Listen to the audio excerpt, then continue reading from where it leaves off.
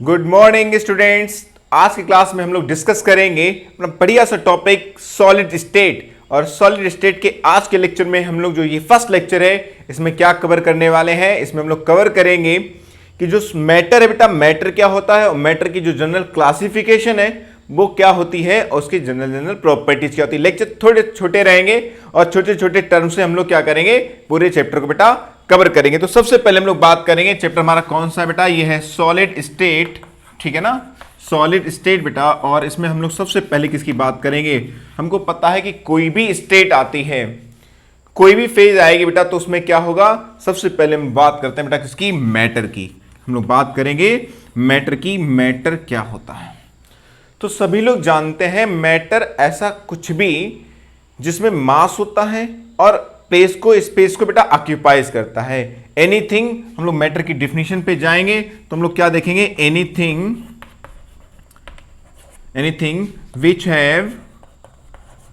Which have mass and occupy space बेटा। ऐसी कोई भी चीज, कोई भी बेटा क्या होगा, सब्सटेंस, मैटर बोल सकते हैं, क्या जो क्या करता है बेटा, स्पेस को कवर करता है और जिसमें बेटा क्या होता है, मास होता है, उसको हम लोग मैटर बोलते हैं। ये जनरल डेफिनेशन हम लोग क्लास 9 से सीखते चले आते हैं। तो ये आज क्लास काफी बेसिक रहेगी, काफी छोटी क्लास रहेगी। स्टार्टअप है बेटा तो स्टार्ट जीरो से ही करेंगे। तो हम लोग जानते हैं कि मैटर क्या होता है, matter anything which have mass and occupy space, उसे हम लोग मैटर बोलते हैं।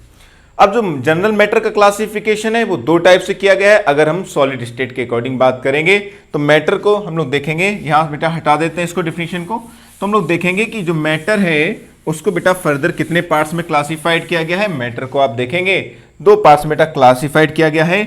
एक तो जो फ्लूइड सब्सटेंसेस होते हैं, एक हमारे पास सॉलिड सब्सटेंस है बेटा, कौन सा है, सॉलिड सब्सटेंस है। और एक हमारे पास कौन सा बेटा, फ्लूइड सब्सटेंसेस हैं। फ्लूइड सब्सटेंस जो क्या होता है, जिसमें फ्लो होने की बेटा नेचर होती है, जिनके पार्टिकल्स में फ्लो होने की नेचर होती है। अब ये जो हमारे पास क्लासिफिकेशन दिया गया है मैटर का, सॉलिड सब्सटेंस और फ्लूइड सब्सटेंस, उनको कैसे क्लासिफाइड किया गया है, ये सब्सटेंस की दो बातों पर बेटा डिपेंड करता है। फिर से मैं रिपीट करता हूं, किस पे डिपेंड करता है बेटा, दो बातों पर डिपेंड करता है। तो यहां तक मैं ये हटा दूं बेटा। चलिए हम लोग देखते हैं, और फ्लूइड को हम लोग फर्दर क्लासिफाइड वैसे कर सकते हैं कि लिक्विड और गैसेस होते हैं। तो हम लोग सबसे पहले बात करेंगे कि कौन से ऐसे दो बातें हैं बेटा जिस पर ये हमारे टर्म्स डिपेंड करते हैं। तो एक हमारा सबसे फर्स्ट होता है बेटा, क्या होता है, म्यूचुअल अट्रैक्शन, ठीक है ना। एक तो इनके बीच में जो अट्रैक्शन फोर्स होगा उस पर डिपेंड करेगा, और दूसरा बेटा होता है एस्केप टेंडेंसी, या एस्केप फोर्स भी बोल सकते हैं, एस्केप टेंडेंसी। म्यूचुअल अट्रैक्शन क्या है कि हमें पता है कि सभी पार्टिकल्स इस तरीके से घूम रहे हैं, मान लो। अब पार्टिकल्स के बीच क्या हुआ, अट्रैक्शन शुरू हुआ, पार्टिकल्स बीच अट्रैक्शन शुरू हुआ है। अब ये अट्रैक्शन फोर्स कितना ज्यादा है या अट्रैक्शन फोर्स कितना कम है, उसी के अकॉर्डिंग हमें पता चलेगा पार्टिकल्स कितना क्लोज जा रहे हैं या पार्टिकल्स कितना डिस्टेंस पे हैं। तो हम लोग देखेंगे, अगर अट्रैक्शन फोर्स, म्यूचुअल अट्रैक्शन जो इनके बीच लगने वाला फोर्स है बेटा वो ज्यादा हो जाए, तो यहां पर सिचुएशन क्या क्या हमको देखने को मिल सकती है कि पार्टिकल इस टाइप से बेटा क्लोज पैक हो सकते हैं, पार्टिकल्स इस टाइप से बेटा क्लोज पैक हो सकते हैं, या हो सकता है कि जो पार्टिकल्स हो कुछ डिस्टेंस पे रहें। ये डिपेंड किस पर करेगा, ये इनके बीच जो अट्रैक्शन है उस पर डिपेंड करेगा। थर्ड कंडीशन ये हो सकती है कि पार्टिकल्स काफी ज्यादा डिस्टेंस पे रहें बेटा, ठीक है ना। तो इसका मतलब हम ये बोल सकते हैं कि अगर म्यूचुअल अट्रैक्शन जो पार्टिकल्स के बीच लगने वाला है ये काफी ज्यादा हो एस्केप टेंडेंसी से, एस्केप टेंडेंसी मतलब पार्टिकल्स कितना डिस्टेंस पे कितना दूर है बेटा, उसको क्या बोलते हैं, एस्केप टेंडेंसी बोलते हैं। तो एस्केप टेंडेंसी अगर कम है और म्यूचुअल अट्रैक्शन काफी ज्यादा है, तो इस केस में आप देखेंगे पार्टिकल्स काफी ज्यादा क्लोजर हो जाएंगे, और पार्टिकल्स अगर काफी ज्यादा क्लोजर हो जाएंगे तो जो सब्सटेंस है बेटा कौन सी स्टेट को गेन कर लेगा बेटा, कौन सी फेज आ जाएगी हमारे पास, सॉलिड आ जाएगा बेटा। क्या आ जाएगा बेटा, सॉलिड आ जाएगा। अगर हमारे पास ऐसा कुछ हो जाए कि म्यूचुअल अट्रैक्शन कुछ ज्यादा हो, अप्रॉक्स या फिर अप्रॉक्स जो है एस्केप टेंडेंसी के, एस्केप फोर्स के बेटा नियर अबाउट इक्वल हो, तो उस केस में हम लोग क्या देखेंगे, उस केस में हम लोग देखेंगे कि लिक्विड स्टेट आ जाएगी बेटा, लिक्विड फेज आ जाएगी। बात समझना, जिसमें अट्रैक्शन भी होगा और एस्केप टेंडेंसी भी होगी, दोनों बातें आएंगी, तो वहां पर कौन सी नेचर आ जाएगी बेटा, लिक्विड आ जाएगी। अगर ऐसा हो जाए थर्ड केस में कि म्यूचुअल अट्रैक्शन कम हो जाए, काफी कम हो जाए, और एस्केप टेंडेंसी पार्टिकल्स की डिस्टेंस फिर रहने की टेंडेंसी बेटा दूर होने की टेंडेंसी काफ़ी ज़्यादा हो जाए, तो हम लोग देखेंगे उस स्टेज पर आप क्या पाएंगे कि जो हमारे पास सब्सटेंस है वो गैसेस फेज में चले जाएंगे, गैसेस स्टेट में चले जाएंगे। तो हम लोग देखते हैं कि जो मैटर है जनरली हमारे पास अगर हम लोग म्यूचुअल अट्रैक्शन और इनकी एस्केप टेंडेंसी पे जाएं तो हम लोग फर्दर जो है मैटर को 3 कैटेगरीज में देखेंगे। इनका फर्दर क्लासिफिकेशन 3 टाइप से किया जा सकता है। एक तो सॉलिड हो सकता है, एक लिक्विड हो सकता है और एक गैस हो सकता है, जैसा हमने यहाँ पर डिस्कस किया। तो यहाँ हम देखेंगे हमारे लिए क्या हो जाएगा बेटा, सॉलिड हो जाएगा, ये हमारे लिए लिक्विड हो जाएगा जिसमें थोड़े से पार्टिकल्स दूर होंगे, लिक्विड हो जाएगा बेटा, और ये हमारे लिए पार्टिकल्स किसके हो जाएंगे, गैसेस के हो जाएंगे। हम लोग जनरल थ्योरी और भी पढ़ते हैं कि जो सॉलिड लिक्विड गैस होते हैं उनकी जनरल प्रॉपर्टीज क्या होती है। छोटी क्लास 9 से सीखते चले आते हैं कि सॉलिड लिक्विड गैस की प्रॉपर्टीज क्या होती है। सॉलिड जो होते हैं इनका वॉल्यूम क्या होता है, डिफिनिट होता है, सेफ डिफिनिट होती है, कंप्रेसिबिलिटी कम होती है, कंप्रेस नहीं कर सकते हैं आप इनको, पार्टिकल्स के बीच के फोर्स ऑफ अट्रैक्शन ज़्यादा होता है, ठीक है ना। तो ये जो जनरल थ्योरी रहती है इसको हम आसानी से कवर कर पाएंगे, ठीक है ना। अगर हम फोर्स ऑफ अट्रैक्शन देखेंगे सॉलिड में सबसे ज़्यादा होता है, लिक्विड में थोड़ा सा कम होता है, देख ही रहे हैं बेटा, अभी हमने यहाँ म्यूचुअल अट्रैक्शन से भी देखा। तो जो जनरल पॉइंट्स रहते हैं सॉलिड लिक्विड गैस या हम लोग इनकी जनरल प्रॉपर्टीज बात करते हैं, ये लोग छोटी क्लास 9 से सीखते चले जाते हैं।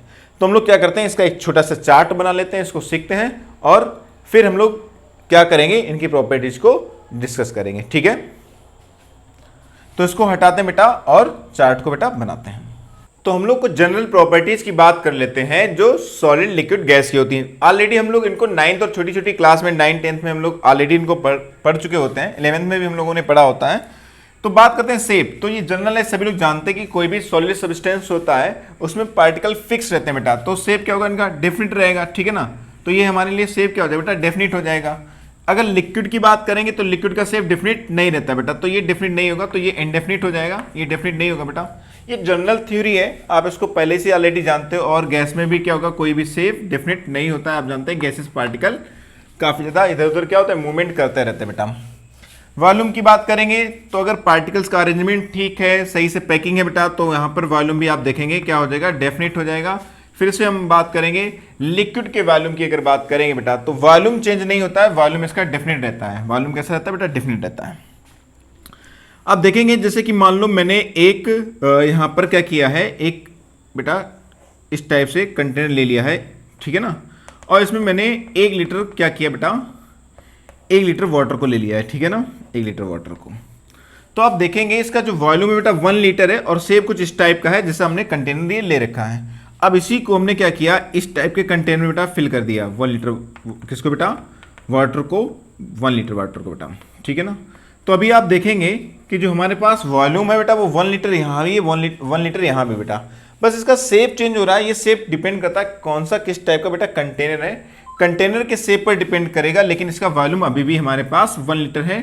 तो आप देखेंगे जो लिक्विड का वॉल्यूम है बेटा वो डिफरेंट रहता है, जबकि हम गैसेस की बात करें, अगर क्लोज कंटेनर है तो पूरे एरिया को कवर करता है, तो इसका हम लोग देखेंगे कि कोई फिक्स वॉल्यूम नहीं आ सकता है, नहीं आएगा। तो हम लोग बोलेंगे कि वॉल्यूम भी इसका कैसा होता है बेटा, जनरली तो बेटा इनडेफिनिट होता है, फिक्स नहीं होता बेटा। बात समझ आ रही है, फिक्स नहीं होता, हटा दें इसको।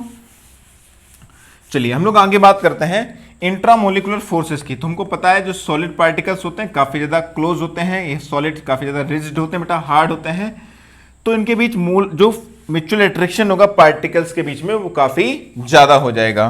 तो यहाँ पर हम लोग बोलेंगे इंट्रामोलिकुलर फोर्सेस क्या होंगे, काफ़ी ज़्यादा हाई होंगे बेटा। यहाँ पर हम लोग देखेंगे कि जो म्यूचुअल अट्रैक्शन है थोड़े से लो हो जाएंगे एज कंपेयर टू सॉलिड, और यहाँ पर हम लोग देखेंगे तो यहाँ पर अट्रैक्शन फोर्स लगभग ना के बराबर होता है, या हम लोग बोल सकते हैं कि जो अट्रैक्शन फोर्स है वो वेरी लो होगा। ये जनरल प्रॉपर्टीज है, अगर आप 12th क्लास में पढ़ रहे हैं तो उम्मीद करते हैं ये सब चीज़ें आपके लिए नॉर्मल होंगी बेटा। काइनेटिक एनर्जी की बात करते हैं। काइनेटिक एनर्जी क्या होती है, जिस एनर्जी से पार्टिकल मूवमेंट कर रहे होते हैं, तो हम लोग देखते हैं कि सॉलिड के जो पार्टिकल्स होते हैं उसमें मूवमेंट तो होता नहीं, ज़्यादा एक्स्ट्रा फोर्स लगने पर थोड़ा सा आप वाइब्रेशन फील करेंगे कि वाइब्रेशन सॉलिड पार्टिकल्स के बीच में हो सकता है। तो यहाँ पर अगर हम बात करेंगे, ये तो ऊपर हम बना ही चुके हैं, तो इसको हम लोग क्या करते हैं, काइनेटिक एनर्जी की बात करेंगे, तो यहाँ पर काइनेटिक एनर्जी क्या होगी उनकी बेटा, लो होगी। यहाँ पर अगर हम बात करेंगे तो ये थोड़ा सा क्या होगा बेटा, इसके कंपेयर टू हाई होगा बेटा, और अगर हम यहाँ बात करेंगे तो ये वेरी हाई हो जाएगा, वेरी हाई हो जाएगा। बात समझ में आ रही है क्या? बात समझ में आ रही है सभी को? काइनेटिक एनर्जी इसकी काफी ज्यादा हो जाएगी गैसेस फॉर्म में। कंप्रेसिबिलिटी क्या होती है? कंप्रेसिबिलिटी होती है कि किसी भी सब्सटेंस पे हम लोग फोर्स लगाएं या प्रेशर क्रिएट करें और प्रेशर क्रिएट करके उसके वॉल्यूम को कम करने की कोशिश करें। तो हम लोग देखेंगे कि कोई सॉलिड सब्सटेंस है, आप ब्रिक्स ले लो या कोई आयरन पार्टिकल ले लो, उस पर आप फोर्स लगाओ, क्या उसका वॉल्यूम आप कम कर पाओगे बेटा? कंप्रेस कर पाओगे क्या? प्रेशर लगाकर उसको क्या कंप्रेस कर पाओगे? तो आप देखोगे ऐसा नहीं होगा। तो हम लोग बोलेंगे कि जो सॉलिड होते हैं वो कंप्रेस नहीं होते हैं, तो हम लोग इसको नो लिख देंगे, यहाँ कंप्रेसिबिलिटी नहीं होती है। या बहुत ही ज़्यादा फोर्स लगाएंगे, थोड़ा बहुत माइनर से आपको कंप्रेसिबिलिटी देखने को मिल सकती है बेटा। यहाँ पर ये कंप्रेस होंगे बेटा, यस ये कंप्रेस हो सकते हैं। ये बहुत ज़्यादा कंप्रेस होंगे बेटा, तो यस ये भी कंप्रेस हो सकते हैं। अगर इन दोनों में बात की जाए कंप्रेसिबिलिटी की, तो यहाँ पर पार्टिकल काफ़ी ज़्यादा डिस्टेंस पे होते हैं, तो हम लोग देखेंगे इनको आसानी से कंप्रेस किया जा सकता है। सबसे ज्यादा कंप्रेसिबिलिटी आपको किसमें देखने को मिलेगी?